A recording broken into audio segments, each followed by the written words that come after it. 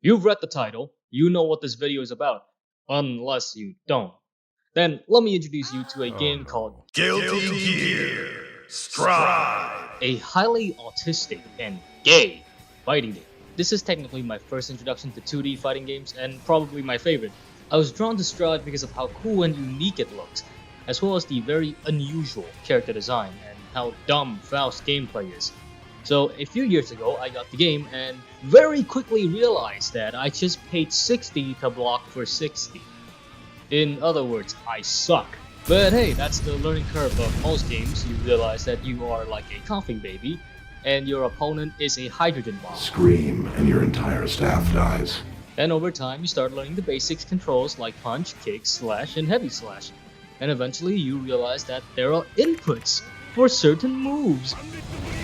The more you play, the more you know what works and what doesn't, and how do you utilize elements like Roman cancel, burst, and executing your overdrive. Fun stuff, really. Now that you learn how to walk, it's time to break a leg and... You've got better though, and at some point you started wanting to take the game more seriously and have a character to main. Well, good thing is, Guilty Gears provide you with a colorful cast of characters to choose from. And I had a really tough time figuring out who I want to dedicate my time to, since there's a lot of combo potentials for Kai, and throwing random shit at people with Faust is pretty fun, but I wonder, what does this guy do?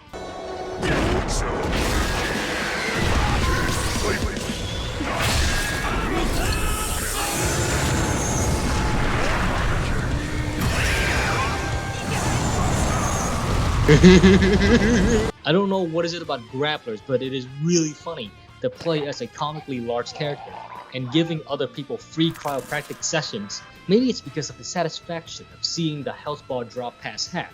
Or maybe it's just really funny to see the grappling animation hit or miss.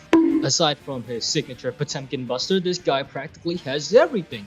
Range, speed, damage, hyper armor, and the ability to pray. Want to close the distance? Mega Fist and Hammerfall are your best friends. Need to trip someone over? Slide head. How about a delayed attack to apply pressure? Garuda Impact. What's next? He's gonna fly. Holy shit!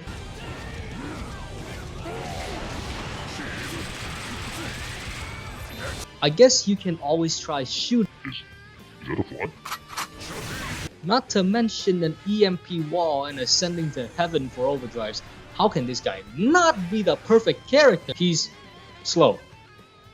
Yeah, I know I said that Potemkin has speed earlier, but he is a heavy hitter grappler, so it only makes sense that most of his moves are minus on block. While the startup animation for some moves like close slash are relatively fast, there's only so many things you can do to follow up with it. And whatever the last move you use will give the opponent time to counter or escape from your grabs. Unless you're a certain gorilla. I play Potemkin pretty hyper aggressively.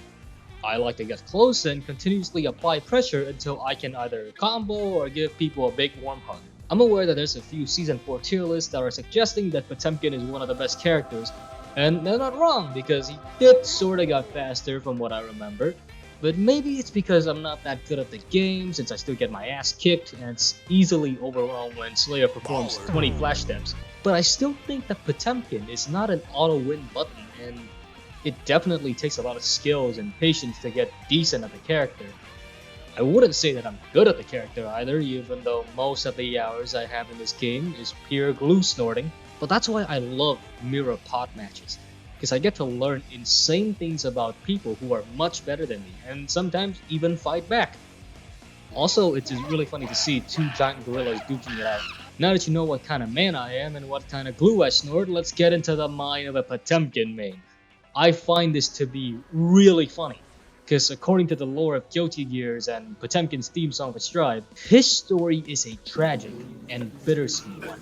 He was an enslaved fighter who was forced into military service under the Zep Empire, and only through a revolution with his superior, Sergeant Gabriel, was he free. And after gaining his freedom, he willingly chose to serve as Gabriel's bodyguards and became a hero to the independent airborne state of Zep, also known as Sky India. Although he has given his fullest to reform society, he doesn't feel like everything he has done amount to anything at all, and it makes him feel like a silly clown for even trying. Yet, he chose to have faith that one day things will change, even if his actions are meaningless. It's enough to make a grown man cry. And then we have the majority of the community depicting him as Excuse me, waiter. What is this? only the finest meat on a bone. Is there something wrong with it? I don't think this is what I ordered. Ah, my mistake. This belongs to the table over there. Here you go. Oh, no, what's more like it? Honestly, I agree. Potemkin is a high-risk, high-reward character, so his pure brute force and metal fist can be associated with brain-dead or glue-huffing gameplay. But everyone knows that guerrilla behavior can only take you so far, so in order to get better, you just need more glue. Holy shit, it worked! That's right.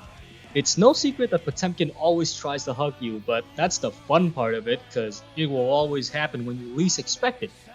This can easily turn the match from "You're not so tough, big guy" to "Holy shit, please stay away from me. No, Potemkin, I do not want my spine rearranged. Please, I'm perfectly fine, a hug won't help. Please, nah!" Sure, you can learn neat combos that takes away a third of your health bar, but everyone knows that it all boils down to gambling.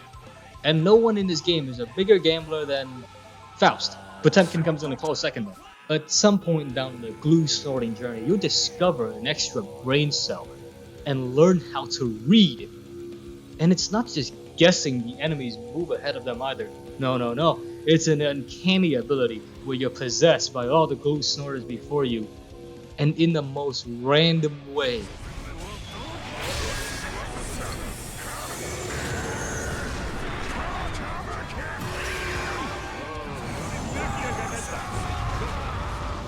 Guys, it's amazing. Y'all should try this. It's better than cocaine.